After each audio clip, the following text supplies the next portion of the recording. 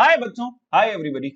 पंख होते तो उड़ जाती रे रतिया।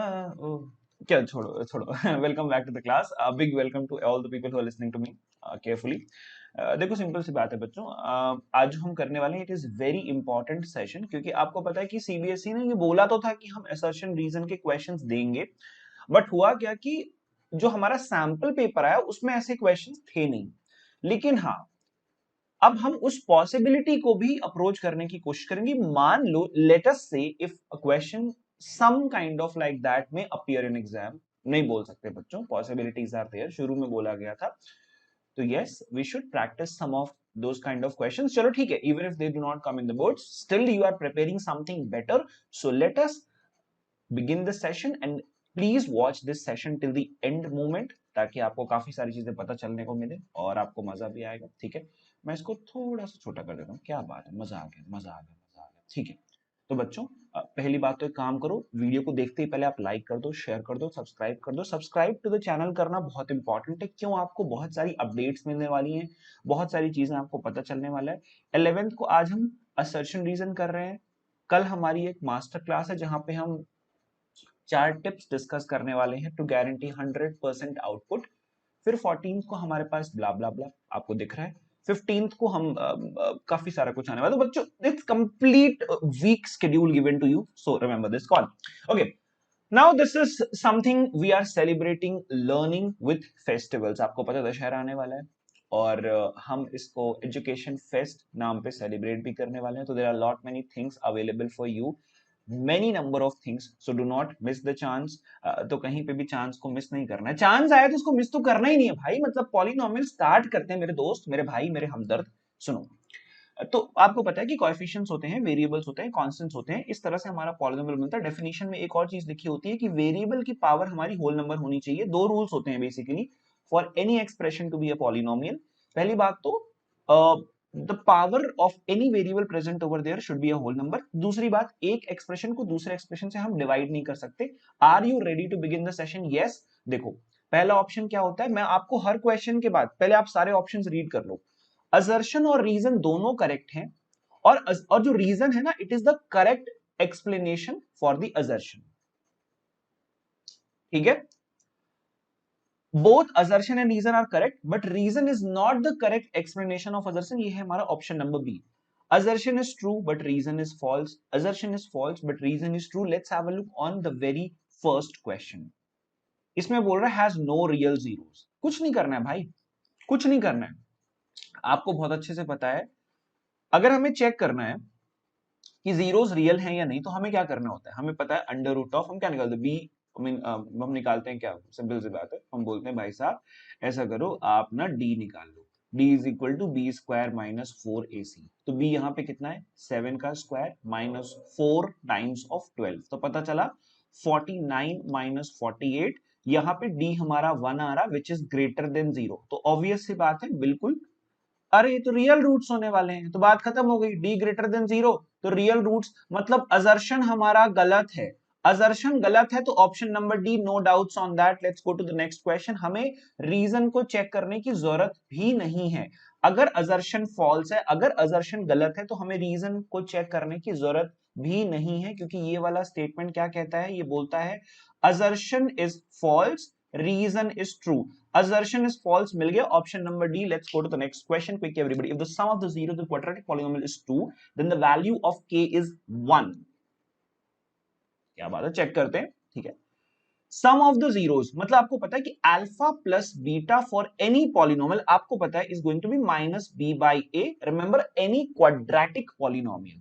ठीक है, वैसे not for any quadratic polynomial, but sum of the zeros for any type of polynomial in the world is always minus b by a। याद रखना, ठीक है, क्यूबिक हो, बाई क्वाड्रेटिक हो, क्विंटिक हो, ब्ला ब्ला ब्ला, कुछ भी हो। आप यहाँ पे देखो, अल्फा और बीटा आपको नहीं दिए हुए हैं। अच्छा, लेकिन ये दिया है कि sum of the zeros of the quadratic polynomial is 2, मतलब ये आपको 2 दे के रखा हुआ है। माइनस ऑफ बी हमारा है माइनस ऑफ 2k। देखो, ए बी और सी लिखने में गलती मत करना। अगर आपके पास यहाँ पे X square minus 2 times of के एक्स प्लस 8 है, आप इसको कंपेयर करोगे A X square plus B X plus C के साथ, आपको डायरेक्टली मिलेगा a की वैल्यू मिलेगी आपको a is equal to 1, b की वैल्यू आपको मिलेगी b is equal to minus of 2 K, और c की वैल्यू आपको मिलेगी 8। यहाँ पे गलती करोगे तो दिक्कत होगी। तो आपने लिखा अपॉन a की वैल्यू हमारे पास 1 देके रखी है, तो 2 is equal to minus of minus becomes plus 2k, 2 और 2 got cancelled, the value of k is equal to 1, that's it.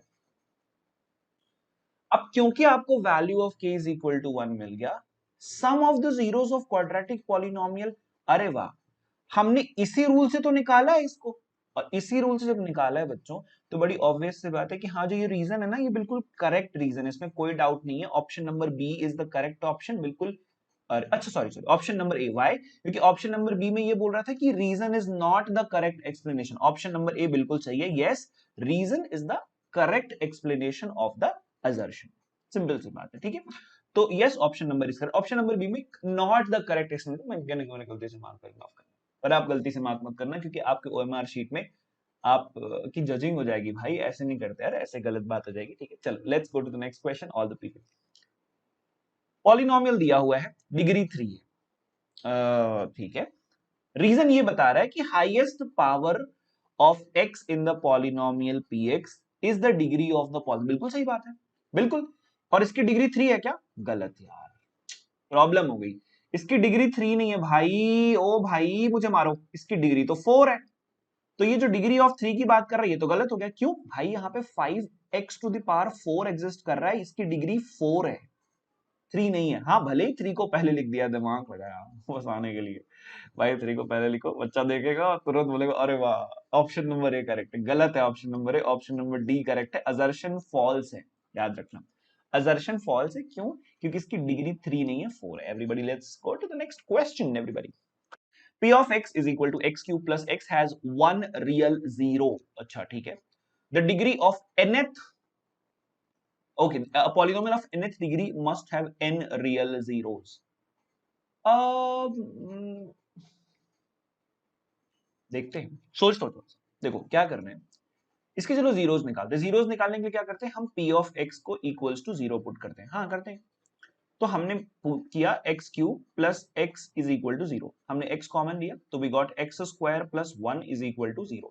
अब एक प्रॉब्लम है, आपको एक बहुत चीज, मतलब एक चीज बहुत अच्छे से पता है, वो क्या पता है मैं बताता हूँ। कि अब आप यहां से देख सकते हो कि either x will be equal to 0 और x square plus 1 is equal to 0। भाई ये तो हमें नॉन रियल रूट दे रहा है। कैसे? हम यहाँ पे अगर x स्क्वायर की वैल्यू आएगा -1, और हमें जब x की वैल्यू भाई plus minus under root of -1, ये तो भाई आयोटा जा रहा है, कॉम्प्लेक्स नंबर जा रहा है, गलत है। रियल नंबर तो आ ही नहीं रहा, रियल जीरोस तो आ ही नहीं रहे। रियल जीरो तो भाई बस एक ही आ रहा है, रियल जीरो तो एक ही आ रहा है, तो has only one real zero. तो मुझे लग रहा है भाई असर्शन करेक्ट तो है, बट रीजन हमारा गलत है। अब कैसे गलत है मैं बताता हूं। ये असर्शन करेक्ट है, there is no doubt in that. Reason क्यों गलत है मेरी बात सुनो। A polynomial of n degree must have n real zeros, ये गलत है। A polynomial of nth degree can have n real zeros, ये सही है। Can have, it can have n real zeros, it must have n real zeros जरूरी नहीं है। Example दिखाता हूं, x square minus 2x plus 1। अब ये तो क्वाड्रेटिक है, तो किसी के भी दिमाग में आना चाहिए, अगर ये स्टेटमेंट करेक्ट है, अगर ये स्टेटमेंट करेक्ट है तो इसके दो जीरोस होने चाहिए, टू जीरोस आर मस्ट। लेकिन एक तो प्रॉब्लम है, अगर हम इसके जीरोस निकालेंगे, x square, splitting middle term लगा रहा हूं, माइनस एक्स प्लस 1, आपने यहां से x कॉमन लिया, x माइनस वन, आपने यहां से x मतलब x माइनस वन, आपने x माइनस वन कॉमन लिया, x minus one, you are getting two zeros as x equal to 1 and x equal to 1। भाई दोनों सेम जीरोस है, मतलब एक ही जीरो है यार, दो की तो बात खत्म हो गई। तो अगर किसी पॉलिनोमियल की डिग्री n है तो उसके n रियल जीरोस हो सकते हैं, मैक्सिमम n से ज्यादा नहीं होंगे, लेकिन must be having n real zeros, no, ऐसा जरूरी नहीं है। It can have, it should have, it can not go beyond n real zeros, लेकिन must have n real zeros, ये गलत है। तो काफी बढ़िया क्वेश्चन था, इसको मार्क कर लो। और यहाँ पे सबसे ज्यादा बच्चे एरर करते हैं, गलत मत करना, क्योंकि ये क्वेश्चन किसी भी फॉर्म में आ सकता है, नॉट इंपॉर्टेंट कि असर्शन और रीजन बेस्ड के फॉर्म में आए, बट आ सकता है, पक्की बात है। एक क्वेश्चन है, मतलब बेसिकली दो क्वेश्चन हैं जो मैं आपको होमवर्क देना चाहूंगा सारे बच्चों को। इसके ऑप्शंस आप मुझे कहां बताने वाले हो? You will be telling it to me in the option box. Oh sorry, और एक और ये क्वेश्चन है, ठीक है। So all the people have to take the screenshot of it. By the way, I will be giving basically the notes of the session to all of you। ये वाला question हम ट्राई कर लेते हैं, fifth वाला question you will be taking it as a homework, ठीक है। मतलब ये कर लेते हैं, ये होमवर्क आपकी मैं हेल्प कर देता हूँ। Degree of a zero polynomial is not defined. Degree of a non zero constant polynomial is zero. Degree of a zero polynomial, zero polynomial मतलब p ऑफ x बस जीरो था। अब इसकी डिग्री डिफाइंड नहीं होती, होती है या नहीं होती, तो क्यों नहीं होती समझते हैं। जीरो को आप x के साथ मल्टीप्लाई करोगे तो भी जीरो आएगा, जीरो को आप x टू द पावर 2 के साथ मल्टीप्लाई करोगे तो भी जीरो आएगा, जीरो को आप x टू द पावर 3 के साथ मल्टीप्लाई करोगे तो भी जीरो आ रहा है। सॉरी, नॉट इक्वल टू नहीं, इक्वल टू जीरो, अब थोड़ा मैंने वहां पे गलत साइन बना दिया, तो भी जीरो आ रहा है, पक्की बात है। जीरो को आप x टू द पावर 100 से मल्टीप्लाई करोगे तो भी जीरो आ रहा है। आप देखो पहले वाले में x की पावर 1 है, डिग्री यहाँ पे 1 है, यहाँ पे डिग्री 2 है, यहाँ पे डिग्री 3 है, यहाँ पे डिग्री 100 है। भाई डिग्री ऐसे बढ़ती जा रही है, बढ़ती जा रही है, बढ़ती, और डिग्री कुछ भी हो रही है, और ये सारे के सारे जीरो पॉलिनोमियल है। मतलब एक बात तो क्लियर है कि इसकी डिग्री ना डिफाइंड ही नहीं है, इस पॉलिनोमियल की डिग्री डिफाइंड ही नहीं है। तो यस, असर्शन तो करेक्ट है, रीजन को चेक करते हैं। Degree of a non zero constant polynomial is zero. भाई दोनों स्टेटमेंट करेक्ट हैं, बट वो उसका रीजन नहीं है। स्टेटमेंट दोनों करेक्ट है, ये भी करेक्ट है। अगर कोई constant polynomial p of x is equal to मान लो 3 ले लो आप एग्जांपल के लिए, तो आप इसको 3 times of x to the power 0 लिखोगे ऑब्वियसली। हाँ, इसकी डिग्री तो जीरो है, लेकिन ये इसका एक्सप्लेनेशन नहीं है। So yes, option number B is the correct option. I mean you can solve it later, आराम से आप घर पे करते रहो, ठीक है, और आराम से मतलब पूरी मेहनत करो, कोई दिक्कत नहीं है, ठीक है। चलो, सो बच्चों thank you for this particular session. और उसके अलावा सुनो, मतलब एक सबसे इंपॉर्टेंट चीज है बच्चों, अभी आप डिस्क्रिप्शन बॉक्स में जाओगे, so we are celebrating learning with festivities. Surprise is gonna like revealed soon, काफी जल्दी, मे बी कल, ठीक है। तो कोशिश करो कि ये जो सरप्राइज हम रिवील करने वाले हैं, ये आप थोड़ा सा सीरियसली लो, क्योंकि आपके लिए बहुत फायदेमंद होने वाला है। द रीजन भी, क्योंकि आपको पता है घर पे बोर्ड्स आ रहे हैं। सुनो, एक बहुत ही आपको ना बहुत ही एक्स्ट्रा ऑर्डिनरी चीज बताता हूँ, सुनो ध्यान से। Today is 11th, okay, let me right it with the black colour. Today is 11th of October. आपके एग्जाम्स कब से होंगे? Most probably 15th of November.